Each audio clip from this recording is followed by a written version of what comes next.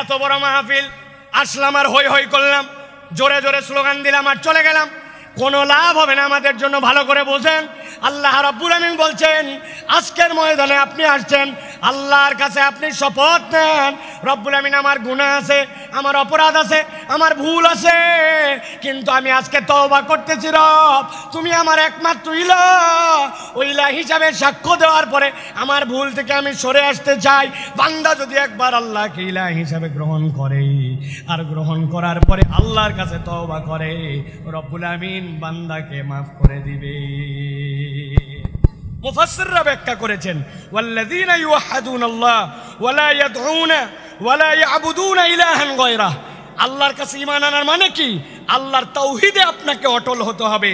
আল্লাহ রাব্বুল আমিন ছাড়া কারো সাথে ইবাদত করা যাবে না এবং আল্লাহ ছাড়া কাউকে ডাকা যাবে। বান্দা যদি এইটা করে, আল্লাহ বলছেন বান্দা তোমার গুনাহ যত হোক আমি রব্বুল আমিন তোমাকে প্রকৃত তওবাকারী হিসাবে কবুল করে নিয়ে আমি তোমাকে মাফ করে দিব। তবে একটা শর্ত আছে, বান্দার হক নষ্ট করা যাবে না, ঠিক কি না? আপনি দেশের টাকা বিদেশে পাচার করে দিবেন, আপনি দেশের হরিলুট করে ফেলবেন, রাস্তাঘাট খেয়ে ফেলবেন, আপনি দেশের বিভিন্ন জায়গায় জালিয়াতি করবেন, যেই প্রজেক্ট অল্প টাকায় হয় ওইটা 10 গুণ 20 গুণ বাড়াবেন, এরপরে শেষ বয়সে এসে আল্লাহর কাছে তওবা করবেন, মাপ পাওয়ার কোনো সুযোগ নাই। মনে করছেন দেশের থেকে হয়তো বেরিয়ে গেছি, পালায় গেছি আর মাপ পেয়ে গেছি, এত সোজা নয়।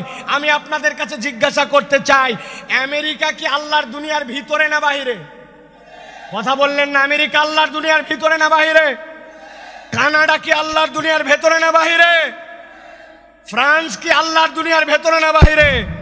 আমাদের পাশের দেশটা কি আল্লাহর দুনিয়ার ভেতরে না বাহিরে?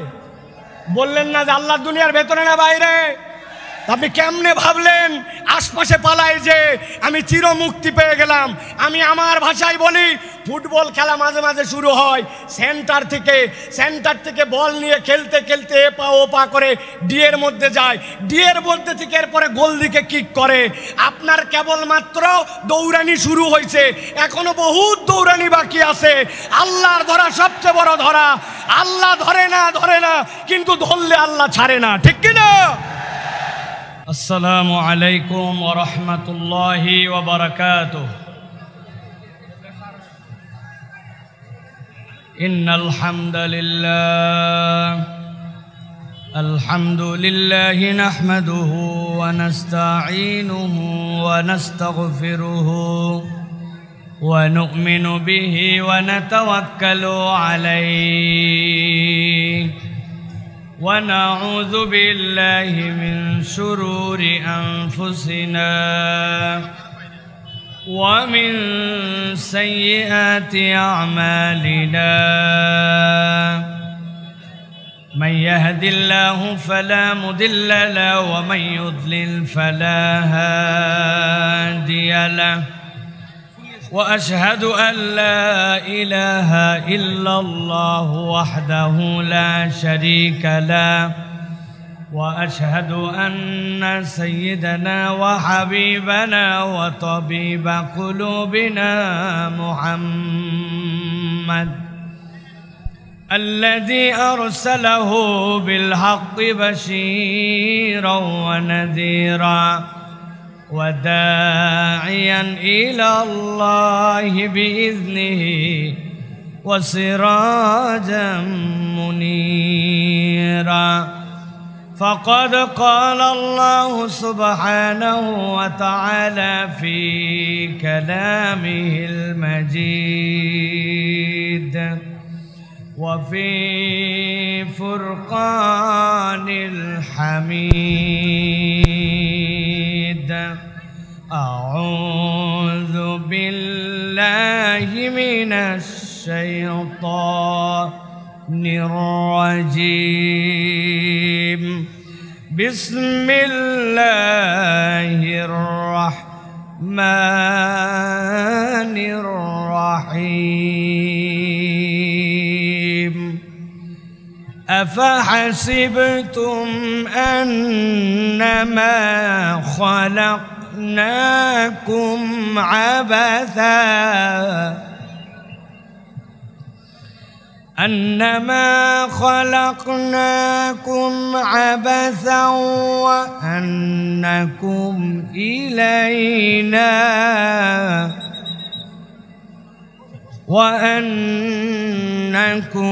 إلينا لا ترجعون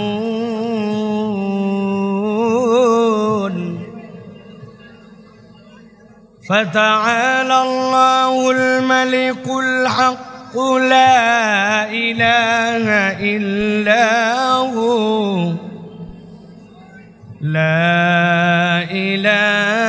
إلا هو رب العرش الكريم.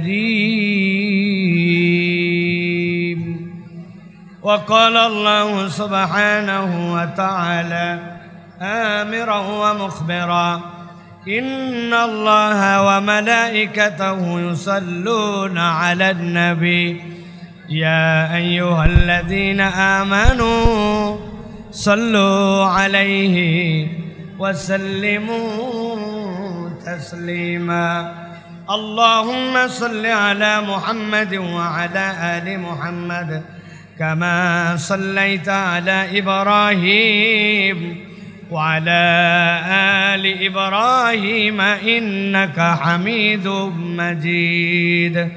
اللهم بارك على محمد وعلى آل محمد كما باركت على إبراهيم وعلى آل إبراهيم إنك حميد مجيد. الحمد لله দয়াময় মেহেরবান মাবুদ আল্লাহ রাব্বুল আলামিনের কাছে আমরা সর্বপ্রথম কালেমাতুশ শুকর আদায় করছি যে আল্লাহ রাব্বুল আলামিন আমাদেরকে লক্ষ কোটি মানুষের মাঝ থেকে আলাদা করে দৌলতে ঈমান দান করে আজকের এই পেকুয়ার ঐতিহাসিক ময়দানে ইয়াউমুল জুমাতে আল্লাহ রাব্বুল আলামিনের কাছে সাইয়্যিদুল আইয়ামে আমাদেরকে জুমা পড়ার জন্য এবং আমাদেরকে কোরআন থেকে কথা শোনার জন্য আসার বসার তৌফিক যোগ্যতা সুস্থতা মন মানসিকতা পরিবেশ পরিস্থিতি দান করেছেন। সে আল্লাহ রাব্বুল আলামিনের কাছে আমরা সর্বাগ্রে কালিমাতুশ শুকর আদায় করে আনন্দ চিত্তে বুলন্দ আওয়াজে সকল কথাবার্তা বন্ধ করে দিয়ে আল্লাহকে খুশি করার জন্য সকলের সমস্বরে পড়ছি আলহামদুলিল্লাহ। দরুদ এবং সালাম বর্ষিত হোক মানবতার মহান মুক্তির দূত আকায়ে নামদার তাজেদারে মদিনা আপনার আমার প্রিয় রাসূল জনাবে মুহাম্মদুর রাসূলুল্লাহ সাল্লাল্লাহু আলাইহি ওয়াসাল্লামের প্রতি আজকের এই মোবারক মজলিস, যেই মজলিসে মরহুম মাওলানা শহীদুল্লাহ স্মৃতি সংসদ এবং পেকুয়া সমাজ উন্নয়ন পরিষদের যৌথ উদ্যোগে আজকের এই অষ্টম বাৎসরিক তাফসিরুল কোরআন মাহফিল। আপনারা সকলেই জানেন দীর্ঘ 5 বছর পর্যন্ত ফ্যাসিস্টদের রোষানল এবং বিভিন্ন বাংলাদেশের বাস্তবতায় আমাদের প্রিয় ভাই ডক্টর আল্লামা মিজানুর রহমান আল আজহারি তিনি বাংলাদেশে প্রোগ্রাম করতে পারেন নাই, কোরআনের ময়দানে কথা বলতে পারেন নাই। আজকে এই ময়দানের মাধ্যম দিয়ে ভাই আবার আমাদের সামনে কোরআনের তাফসির পেশ করবেন। তবে আমরা আশা করব আজকের যে পথ চলা নতুনভাবে শুরু হলো, আগামীর বাংলাদেশ ইসলামের বাংলাদেশ, আগামীর বাংলাদেশ সাম্যের বাংলাদেশ, আগামীর বাংলাদেশ ইনসাফের বাংলাদেশ, আগামীর বাংলাদেশ আলেম ওলামার বাংলাদেশ। এই বাংলাদেশ যতদিন পর্যন্ত ইনসাফের বাংলাদেশ না হয় আমাদের ভাই ইনশাআল্লাহ অব্যাহতভাবে তার দায়িত্ব এবং বক্তব্য প্রদান করবেন ইনশাআল্লাহ। রাব্বুল আমিন কবুল করুক, বলেন আল্লাহুম্মা আমিন। প্রিয় ভাইয়েরা, আমি আপনাদের কাছে অনুরোধ করব, এখানে লক্ষাধিক মানুষ, আপনারা যদি একটা ছোট্ট করে কথা বলেন তাহলে এই জায়গায় কোনো পরিবেশ থাকবে না, কোনো পরিবেশ থাকবে না। আমি প্রথমে আমার ক্যামেরাম্যানদেরকে বলবো, আমার মিডিয়ার ভাইদেরকে, আল্লাহর ওয়াস্তে চোখের ইশারায় কাজ করেন, আর কোনো কথাবার্তা বলা যাবে না। রাজি আছেন ইনশাআল্লাহ? কোনো কথা হবে না। শোনেন, আপনাদের কাছে আমি বলি, ক্যামেরাম্যান সহ আমাদের অডিয়েন্সদের জন্য, আপনারা গতকালকে আমাদের ভাইয়ের স্ট্যাটাসটা কি আপনারা দেখেছেন? উনি বলেছেন এইটি ইনশাআল্লাহ ওয়ার্ম আপ মানে কি গা গরম করার খেলা, গা গরম করার ম্যাচ। ভাই এটা রূপক করতে বুঝিয়েছেন আপনাদের বিহেভিয়ার, আপনাদের আচরণ, আপনাদের পরিবেশ এইগুলা দেখে নেক্সটের প্রোগ্রামের জন্য আপনাদের কি করণীয় এবং আপনাদেরকে অ্যালাউ করা হবে কি হবে না এই সিদ্ধান্ত আসবে। সুতরাং আমরা এমন কিছু না করি যেটা আমাদের মাহফিলের সৌন্দর্য নষ্ট করে। আমরা সকলে সেই দিকে সচেতনভাবে খেয়াল রাখি। আমরা সকলে মিলে যদি একটা চমৎকার পরিবেশ উপহার দেই তাহলে ইনশাআল্লাহ আমরা এটা প্রমাণ করতে পারবো যে কোরআনের ময়দানের জন্য, তাফসীরের ময়দানের জন্য বাংলার মাঠ প্রস্তুত আছে ইনশাআল্লাহ। প্রত্যেকটা জেলা বিভাগ বিভিন্ন জায়গায় আমরা প্রোগ্রাম করতে পারি, ঠিক কি না? এই জন্য আমাদের সহযোগিতা দরকার।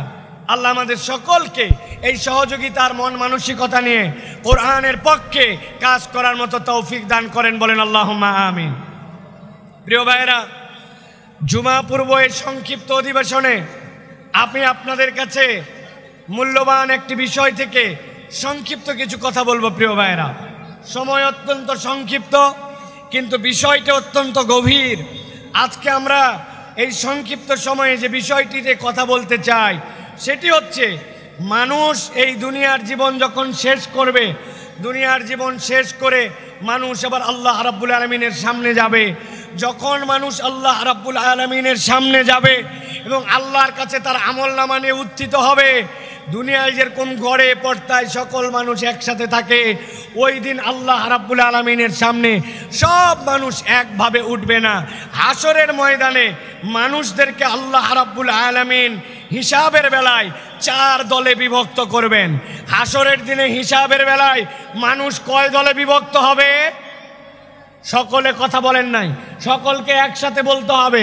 হাসরের দিনে বিচারের বেলায় মানুষ কয় ভাগে বিভক্ত হবে? সকলে হাতগুলা নিচে নামান।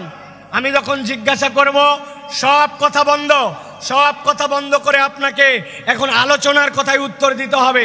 হাসরের দিনে বিচারের বেলায় মানুষজন কয় দলে বিভক্ত হবে? 4 দলে। গভীর মনোযোগে শোনেন, আমরা সংক্ষিপ্ত সময়ে 4 দলের পরিচয় এবং কোন দল আল্লাহর কাছে সফল হিসেবে বিবেচিত হবে সেই দলে যেন আমাদের নাম অন্তর্ভুক্ত হয়, সেই কথা কয়টি শুনেই আমরা ইনশাআল্লাহ আমাদের কথা শেষ করব। আল্লাহ যেন আমাদেরকে আমলের নিয়তে কথাগুলি শোনার তৌফিক দান করেন, বলেন আল্লাহুম্মা আমিন। আল্লাহ রাব্বুল আলামিন কোরআনুল কারীমের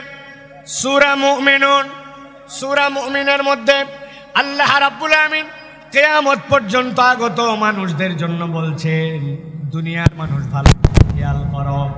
আল্লাহ বলছেন আফা হাসিবতুম আন্নামা খলাকনাকুম আবাসা, তোমরা কি মনে করো নাকি তোমাদেরকে দুনিয়াতে অযথায় বিনা কারণে কোন রকম আল্লাহ রাব্বুল আমিনের উদ্দেশ্যহীন তোমাদেরকে সৃষ্টি করা হয়েছে নাকি? আল্লাহ বলছেন না, দুনিয়ার মানুষ তোমাদেরকে বিনা কারণে উদ্দেশ্যহীনভাবে সৃষ্টি করা যেমন হয় নাই, সেরকম এইটাও তোমরা ভাবো নাকি? ওয়া আন্নাকুম ইলাইনা লা তুরজাউন, আল্লাহর কাছে তোমাদেরকে বোধহয় ফেরত আসতে হবে না। আল্লাহ এর দ্বারা বুঝাতে চান বান্দা তোমাকে অযথায় সৃষ্টি করা হয় নাই, আবার আল্লাহর কাছে তোমাকে ফেরত অবশ্যই আসতে হবে, ঠিক কিনা? দুনিয়ায় অনেক নাস্তিকেরা আছে, নানান ধরনের ইসলামের বিপক্ষে কথা বলে, কোরআনের বিপক্ষে কথা বলে। আমরা মাঝে মাঝে বলি দুনিয়ায় কোরআনকে অস্বীকার করো, এরকম দুঃসাহস অনেকে দেখায়, অনেক কথা বলে, কিন্তু তাদের কাছে আমাদের চ্যালেঞ্জ, পুরা কোরআন তোমাকে অস্বীকার করতে হবে না। তোমার যদি সাধ্য থাকে, আল্লাহ কোরআনুল কারীমের মধ্যে বলেছেন কুল্লু নাফসিন যায়িকাতুল মাউত, এই দুনিয়াতে যে জীবন নিয়ে এসেছে তাকে মৃত্যুবরণ করতে হবে, পুরা কোরআন অস্বীকার করতে হবে না। তোমার সাধ্য থাকলে 100, 150, 200 বছর বেঁচে দেখাও। দুনিয়ার মানুষ তার জীবন যদি তাকে মৃত্যুর স্বাদ গ্রহণ করতে হয়, তাহলে ওই মানুষ যেরকম কোরআনের একটা আয়াতকে অস্বীকার করতে পারে না, আল্লাহ বলছেন তুমি যতই লাফাও না কেন, প্রকৃতার্থে তুমি আল্লাহর বিধানের বাইরে যেতে পারবে না। আল্লাহ রাব্বুল আমিন বলছেন, যেহেতু আল্লাহ রাব্বুল আমিন তোমাকে অযথা অযথা সৃষ্টি করেন নাই। আল্লাহ রাব্বুল আলামিন তোমাকে যৌক্তিক কারণে তার কাছে ফেরত আসতে হবে, এটাও স্মরণ করায় দিচ্ছেন। এবার আল্লাহ নিজের পরিচয় দিচ্ছেন, ফাতাআলাল্লাহুল মালিকুল হক লা ইলাহা ইল্লা হুয়া রাব্বুল আরশিল কারীম।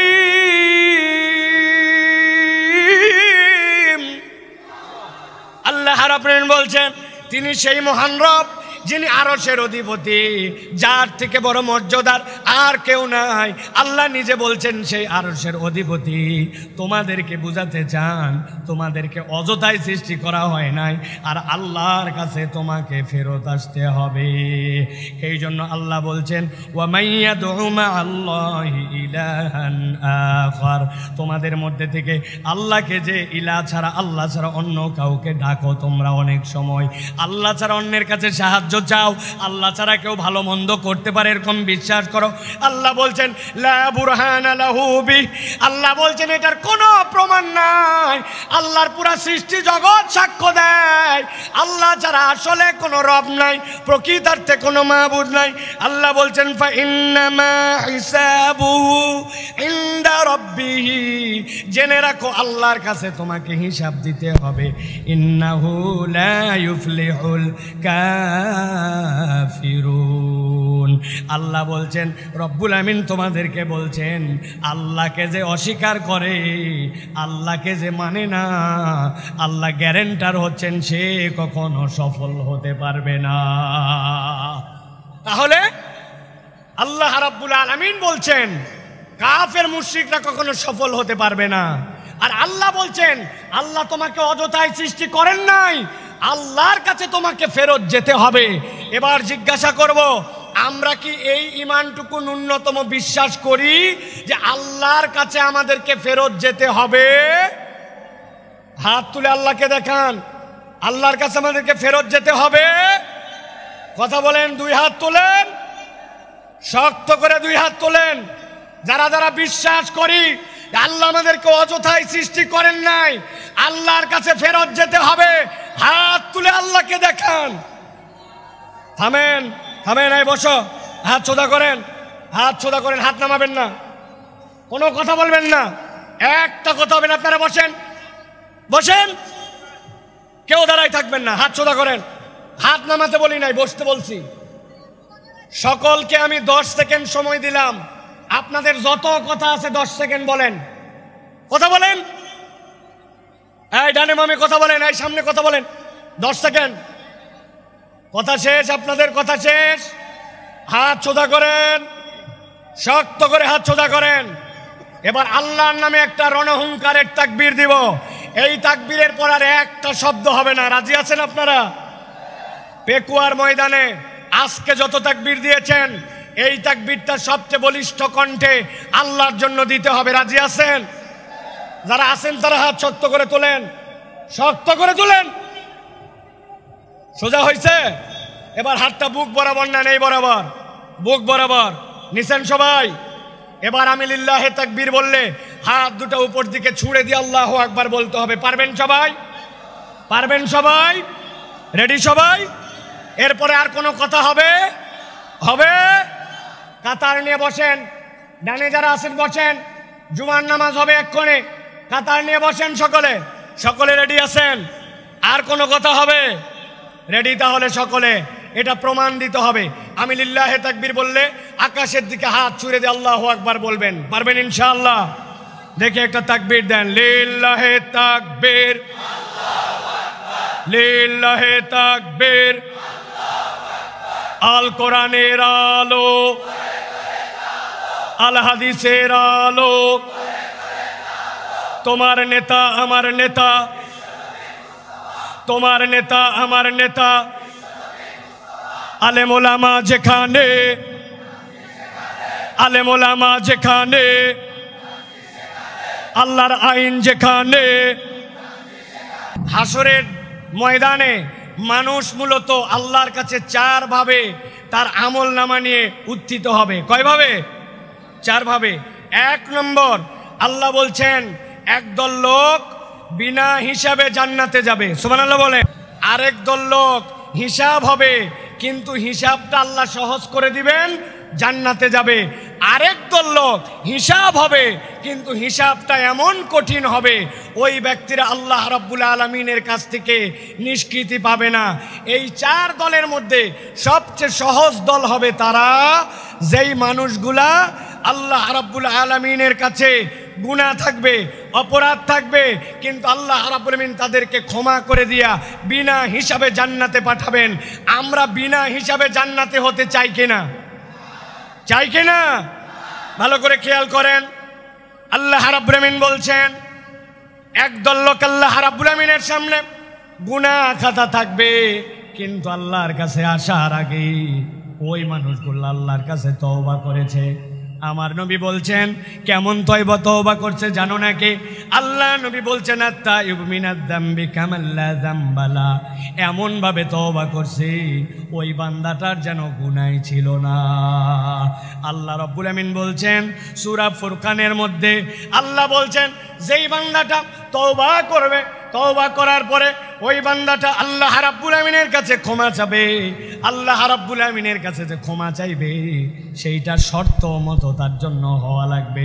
আল্লাহ কোরআনে বলছেন ইল্লা মান তাবা ওয়া আমানা ওয়া আমিলা আমালান সালিহা ফাউলাইকা ইউবাদদিলুল্লাহু সাইয়্যাতিহিম হাসানাত। আমার আল্লাহ রাব্বুল আমিন বলছেন তাদের মধ্যে থেকে যারা তওবা করে আর তওবা করার পরে ঈমানের সাথে তওবা করেছে, তওবা করে বসে থাকে নাই, ওয়া আমিলা আমালান সালিহা, এরপরে বান্দা নেক কাজ করেছে, আর বান্দা ঈমানের সাথে যখন নেক কাজ করে আল্লাহ বলছেন রব তার তওবাকে এমন পছন্দ করেন। আল্লাহ বলছেন ফাউলাইকা ইউবাদদিলুল্লাহু সাইয়্যাতিহিম হাসানাত, আল্লাহ তাদের যাবতীয় গুনাহ খাতা যা ছিল সবগুলাকে নেক দিয়ে পরিবর্তন করায় দিবেন। ওয়া কানাল্লাহু গফুরুর রহিমা, আল্লাহ বলছেন নিশ্চয় আল্লাহ রাব্বুল আমিন বান্দাদের জন্য গফুর, ক্ষমাশীল, বান্দাদের জন্য দয়াদ্র। এত বড় মাহফিল আসলাম আর হই হই করলাম, জোরে জোরে স্লোগান দিলাম আর চলে গেলাম, কোনো লাভ হবে না আমাদের জন্য। ভালো করে বোঝেন আল্লাহ রাব্বুল আমিন বলছেন আজকের ময়দানে আপনি আসছেন, আল্লাহর কাছে আপনি শপথ নেন রব্বুল আমিন আমার গুনাহ আছে, আমার অপরাধ আছে, আমার ভুল আছে, কিন্তু আমি আজকে তওবা করতেছি রব, তুমি আমার একমাত্র ইলাহ, ওই ইলাহ হিসাবে সাক্ষ্য দেওয়ার পরে আমার ভুল থেকে আমি সরে আসতে চাই। বান্দা যদি একবার আল্লাহকে ইলাহ হিসাবে গ্রহণ করে আর গ্রহণ করার পরে আল্লাহর কাছে তওবা করে রব্বুল আমিন বান্দাকে মাফ করে দিবে। মুফাসসিররা ব্যাখ্যা করেছেন ওয়াল্লাযীনা ইউওয়াহ্হিদুনাল্লাহ ওয়া লা ইয়াদউনা ওয়া লা ইয়াবুদুনা ইলাহান গায়রাহ, আল্লাহর কাছে ঈমান আনার মানে কি? আল্লাহর তাওহীদে আপনাকে অটল হতে হবে। আল্লাহ রাব্বুল আমিন ছাড়া কারো সাথে ইবাদত করা যাবে না এবং আল্লাহ ছাড়া কাউকে ডাকা যাবে। বান্দা যদি এইটা করে আল্লাহ বলছেন বান্দা তোমার গুনাহ যত হোক আমি রব্বুল আমিন তোমাকে প্রকৃত তওবাকারী হিসাবে কবুল করে নিয়া আমি তোমাকে মাফ করে দিব। তবে একটা শর্ত আছে, বান্দার হক নষ্ট করা যাবে না, ঠিক কি না? আপনি দেশের টাকা বিদেশে পাচার করে দিবেন, আপনি দেশের হরিলুট করে ফেলবেন, রাস্তাঘাট খেয়ে ফেলবেন, আপনি দেশের বিভিন্ন জায়গায় জালিয়াতি করবেন, যেই প্রজেক্ট অল্প টাকায় হয় ওইটা 10 গুণ 20 গুণ বাড়াবেন, এরপরে শেষ বয়সে এসে আল্লাহর কাছে তওবা করবেন, মাপ পাওয়ার কোনো সুযোগ নাই। মনে করছেন দেশের থেকে হয়তো বেরিয়ে গেছি, পালায় গেছি আর মাপ পেয়ে গেছি, এত সোজা নয়। আমি আপনাদের কাছে জিজ্ঞাসা করতে চাই, আমেরিকা কি আল্লাহর দুনিয়ার ভিতরে না বাহিরে? কথা বললেন না। আমেরিকা আল্লাহর দুনিয়ার ভিতরে না বাহিরে? কানাডা কি আল্লাহর দুনিয়ার ভেতরে না বাহিরে? ফ্রান্স কি আল্লাহর দুনিয়ার ভেতরে না বাহিরে? আমাদের পাশের দেশটা কি আল্লাহর দুনিয়ার ভেতরে না বাহিরে? বললেন না যে আল্লাহর দুনিয়ার ভেতরে না বাহিরে? আপনি কেমনে ভাবলেন আশপাশে পালাই যে আমি চির মুক্তি পেয়ে গেলাম? আমি আমার ভাষায় বলি, ফুটবল খেলা মাঝে মাঝে শুরু হয় সেন্টার থেকে বল নিয়ে খেলতে খেলতে এ পা ও পা করে ডিয়ের মধ্যে যায়, ডিয়ের মধ্যে থেকে এরপরে গোল দিকে কিক করে। আপনার কেবলমাত্র দৌড়ানি শুরু হয়েছে, এখনো বহুত দৌড়ানি বাকি আছে। আল্লাহর ধরা সবচেয়ে বড় ধরা। আল্লাহ ধরে না কিন্তু ধরলে আল্লাহ ছাড়ে না, ঠিক কিনা? এই জন্য প্রিয় ভাইয়েরা, আমাদেরকে স্লোগান দিও না এখন ভাই, কথা শোনেন প্রিয় ভাইয়েরা। এই কথা বলার উদ্দেশ্য আল্লাহর কাছে ক্ষমা নিয়ে আমাদেরকে বিনা হিসাবে জান্নাতি হওয়ার জন্য চেষ্টা করতে হবে। এটা একটা দল কয়টা বলছি? 4টা। চলেন এবার 2 নম্বর দল। বসেন আপনি। 2 নম্বরে কথাগুলো মনোযোগ দিয়ে শোনেন। আল্লাহ রাব্বুল আলামিন বলছেন, একদল লোকের কোনো হিসাবই হবে না, বিনা হিসাবে জাহান্নামে ঢুকায় দেওয়া হবে। নাউজুবিল্লাহ বলেন। আল্লাহ কোরআনে বলছেন সূরা বাকারা 217 নম্বর আয়াতের মধ্যে, ওয়া মাইয়ারতাদিদ মিনকুম মান দীনিহি ফায়ামুত ওয়া হুয়া কাফির ফাউলাইকা হাবিতাত আ'মালুহুম ফিদ দুনিয়া ওয়াল আখিরাহ ওয়া উলাইকা আসহাবুন নারি হুম ফিহা খালিদুন। আল্লাহ বলছেন একদল লোক অতি পণ্ডিত হয়ে যায়, আল্লাহর দিনের উপরেই ছিল, কিন্তু এমন বুঝ আনছে, বুঝ এনে মুরতাদ হয়ে গেছে, আল্লাহর দিন থেকে সরে গেছে। সে অনেক সময় বুঝে মুরতাদ হয়, অনেক সময় না বুঝেও মুরতাদ হয়। আমাদের দেশে না বোঝা একদল মুরতাদ আছে, এদের ঈমান বোঝানো আমাদের জন্য জরুরি। ছোট্ট করে বোঝানোর জন্য বলি, আমাদের দেশে এরকম মুসলমান আছে কিনা নামাজের ইসলাম পছন্দ করে, ও রোজার ইসলাম পছন্দ করে, জাকাতের ইসলাম পছন্দ করে, কিন্তু যেই না বলা হয় চোরের বিচার আল্লাহর আইন দিয়ে করা হোক, দেশটা আল্লাহর আইন দিয়ে চলুক, খেলাফত অনুযায়ী দেশটা পরিচালিত হোক, সেই না ওই নামাজি হাজী সাহেব পর্যন্ত রাজি থাকে না। এরকম মুসলমান আছে কিনা? উল্টা আমাদেরকে বলে, সাইফুল্লাহ ভাইকে তো কোনো দলের লোক মনে করতাম না, কিন্তু উনিও তো দেখি দলের কথা বলে। আল্লাহর দ্বীনের পক্ষে কথা বললে, আল্লাহর আইনের পক্ষে কথা বললে দল খুঁজে নামে পরিচয় দেয়, আসলে এইগুলা মুনাফিক মার্কা মুসলমান। ভালো করে বোঝেন। আল্লাহ বলছেন, কেউ যদি আল্লাহর দিন থেকে মুখ ফিরায় নাই, ফায়ামুত ওয়া হুয়া কাফির, এই অবস্থায় যদি মারা যায় তাহলে সে কাফের। আল্লাহ বলছেন, আর কেউ যদি কাফের অবস্থায় এরকম করে মুরতাদ হয়ে মরে যায়, ফাহাবিতাত আমালুহুম ফিদ দুনিয়া ওয়াল আখিরাহ ওয়া উলাইকা আসহাবুন নারি হুম ফিহা খালিদুন। এই মানুষগুলাকে চিরস্থায়ী জাহান্নামে ঢুকানো হবে, এদের কোনো বিচার হবে না, সরাসরি জাহান্নামে যাবে। অতএব যাই করি নাই করি, কখনো আল্লাহর দিনের থেকে মুখ ফিরানো যাবে না। আর নিজের পণ্ডিতি খাটায়া আল্লাহর বিধান নিয়ে কোনো বাজে কথা বলা যাবে না, ঠিক কি না? খুব সাবধান প্রিয় ভাইরা। আল্লাহ রাব্বুল আলামিন কুরআনুল কারীমের মধ্যে বিস্তারিত কথা বলেছেন, সংক্ষেপ সময়, এই জন্য আপনাদের কাছে বোঝানোর জন্য বলছি। মুরতাদ কিভাবে হয়? ওরা মনে করে নবীর তরিকা ঠিক না, নবীর পদ্ধতি পছন্দ করে না, আল্লাহর বিধান আগে ঠিক মনে করত, কিন্তু এখন মনে করে আল্লাহর বিধান বোধহয় বাংলাদেশের জন্য, আমাদের সমাজের জন্য অচল। এরকম যদি মনে করে, ও যত হাজী সাহেব গাজী সাহেব হোক না কেন, আল্লাহর কাছে সে মুরতাদ হয়ে যাবে, বিনা হিসাবে জাহান্নামে। আল্লাহ হেফাজত করুক, বলে আল্লাহুম্মা আমিন। প্রিয় ভাইয়েরা, এবার চলেন আমরা 3 নম্বর দলের মধ্যে যাব। 3 নম্বর দল কি, এটা একটু বুঝতে হবে। সেটা হচ্ছে হিসাব হবে, কিন্তু আল্লাহ বলছেন ওই হিসাবের পরে তাকে জান্নাত দেওয়া হবে। তবে হিসাবটা তার জন্য যে হবে, ওই হিসাবটাতে তার আমল নামায়, আমলটা পরিমাপে দেখা হবে না, আমলটা ওজনে দেখা হবে। কিসে দেখা হবে? কথা বলেন। আমল কি আমাদের পরিমাপ হবে না ওজন হবে? আমার দিকে তাকান। কি হবে? ওজন হবে। এখন কথা হচ্ছে যে আপনার আমল নামায় সোয়াবও আছে, গুনাহও আছে, কিন্তু আমল নামাতে আমার ওজনটা কেমনে ভারী হবে? আমি আপনাদের কাছে বলতে চাই, একটা মানুষের জীবনে যদি তার আমল নামায় 3টা জিনিস যুক্ত থাকে, তাহলে তার আমল নামা ওজনে ভারী হয়। সুবহানাল্লাহ বলেন। 1 নম্বরে আপনার আমল নামার মধ্যে ঈমান লাগবে। কি লাগবে? একটা মুখ বন্ধ থাকবে না। আমল নামাতে ওজনে ভারী করতে হলে প্রথমে বলতে হবে কি লাগবে? জোরে বলেন ঈমান। ওই যে দাঁড়ায় আছেন যারা, কি লাগবে? ঈমান। ঈমান নাই আপনার কিচ্ছু নাই, ঈমান আছে আপনার কিছু আছে। সুবহানাল্লাহ বিহামদি। এই যে তরুণেরা ওয়াজ শোনার জন্য চলে আসছে, কিন্তু এর মধ্যে অনেকেই আছে ইমানের বেসিক হচ্ছে সালাত, অথচ সেই সালাত আদায় করে না। আছে কি না? আমি আপনাদের কাছে একটা ছাত্র আর একটা শিক্ষকের একটা দৃষ্টান্ত দিব 30 সেকেন্ডে, ভালো করে খেয়াল করেন। এক ছাত্রকে তার ওস্তাদ জিজ্ঞাসা করছে, বলো তো দুনিয়াতে নামাজ পড়ে না কারা কারা? ওই ছেলে ভেবে চিনতে বলছে, ওস্তাদ দুনিয়াতে নামাজ পড়ে না 3 শ্রেণীর লোক। কয় শ্রেণী? কথা বলেন। 3 শ্রেণী। বলো তো 1 নম্বর কে? বলছে 1 নম্বর যে পাগল অথবা অজ্ঞান। মাশাআল্লাহ। 2 নম্বর কে? বলছে ওস্তাদ 2 নম্বর যে মৃত, সে নামাজ পড়ে না। মরা মানুষ নামাজ পড়ে? উল্টা নামাজ পড়া লাগে। বলছে মাশাআল্লাহ। এবার 3 নম্বর বলো। বলছে 3 নম্বর হচ্ছে যে অমুসলমান। তাহলে নামাজ পড়ে না কয় শ্রেণী? 1 নম্বরে পাগল অথবা অজ্ঞান বলেন, 2 নম্বরে মৃত, 3 নম্বরে অমুসলমান।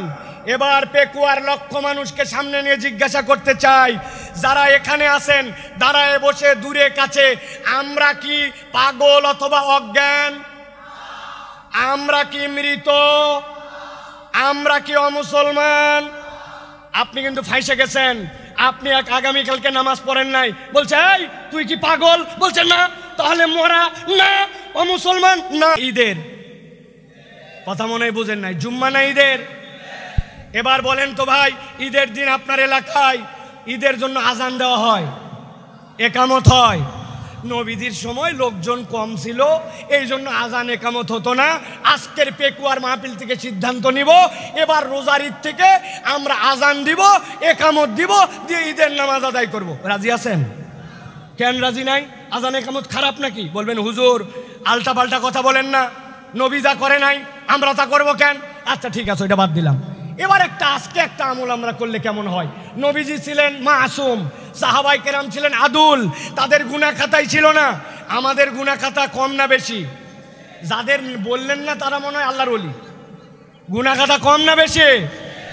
আজকে আমরা নবীজির সময় জুমার নামাজে 2টা করে সিজদা হতো।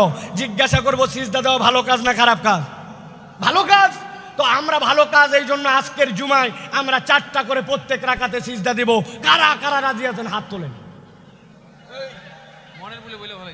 আপনারা জুমায় 4টা সিজদা দিবেন? কারা কারা রাজি আছেন? আছেন কেউ? বলে হুজুর আলগা কথা বলেন না, জুমার নামাজ নবীর ওখান থেকে সিলেক্ট করা। আমি বুঝানোর জন্য বললাম, যেই লোক জুমার নামাজের সিজদা ভালো কাজ, তাও 4টা দিবে না, ঈদের নামাজের আজান দিবে না, একামত দিবে না, ওই মানুষকেই যদি বলা হয় এটা নবী করে নাই, এটা বিদআত, এটা ছেড়ে দেন, তখন বলবে আমার দাদাকে বুঝতো না, আমার বাপকে বুঝে নাই, আমার আগের ইমাম সাহেবকে জানে নাই। এই কথা বলে বলে নবীর তরিকার থেকে নিজেকে সরায়। আপনি আপনার আমল নামায় যদি ওজনে বাড়াতে চান, গুনাহ আছে কিন্তু ওজনে বাড়াতে চান, ঈমান লাগবে, ইখলাস লাগবে, নবীর তরিকায় আমল হওয়া লাগবে। নবীর তরিকায় আমল নাই, আল্লাহর কাছে তার 1 পয়সাও দাম নাই। কথা পরিষ্কার? আল্লাহ রাব্বুল আমিন আমাদেরকে বোঝার তৌফিক দান করেন। আল্লাহ রাব্বুল আমিন আমাদেরকে রাসূলুল্লাহ সাল্লাল্লাহু আলাইহি ওয়াসাল্লামের পথ পদ্ধতি মেনে নিয়ে চলার তৌফিক দান করেন। 30 সেকেন্ড একটা উদাহরণ দিয়ে রাখি। মাছ কিনতে যান বাজারে, 1000 টাকা কেজি ইলিশ মাছ, গাগর মাছ ভিজায় রাখছে পানির মধ্যে। আপনি বলছেন পানি ফেলায় দিবি, পানি অনেক ফেলায়, কিন্তু ফেলানোর পরেও 1 কেজি মাছের মধ্যে 20 গ্রাম পানি থেকে যায়। 1000 টাকা কেজিতে 20 গ্রাম পানিও বিক্রি হয়ে যায়, ঠিক কি না? আমাদের গুনাহ থাকবে, অপরাধ থাকবে, কিন্তু ঈমান যদি থাকে আর ইখলাস যদি থাকে, নবীর তরিকায় ইবাদত থাকে, তাহলে ওই পানি যেরকম বিক্রি হয়ে যায়, আমাদের গুনাহগুলো আল্লাহ রাব্বুল আলামিন মিটায় দিবেন, দিয়ে হিসাব হয়তো হবে, কিন্তু আল্লাহ আমাদেরকে জান্নাতের ফয়সালা করে দিবেন। অতএব আমাদেরকে সব সময় বিনা হিসাবে অথবা হিসাব হলেও বুঝে সুঝে আল্লাহর কাছে যাওয়ার জন্য চেষ্টা করতে হবে। আল্লাহ যেন আমাদেরকে আল্লাহর কাছে তার প্রিয় পাত্র হিসাবে ওঠার তৌফিক দান করেন। বলেন আল্লাহুম্মা আমিন। হাযা মা ইনদি ওয়াল ইলমু ইনদাল্লাহ। সুবহানাকাল্লাহুম্মা ওয়া বিহামদিকা আশহাদু আল্লা ইলাহা ইল্লা আনতা আস্তাগফিরুকা ওয়া আতুবু ইলাইক। ওয়াসসালামু আলাইকুম ওয়া রাহমাতুল্লাহি ওয়া বারাকাতুহু।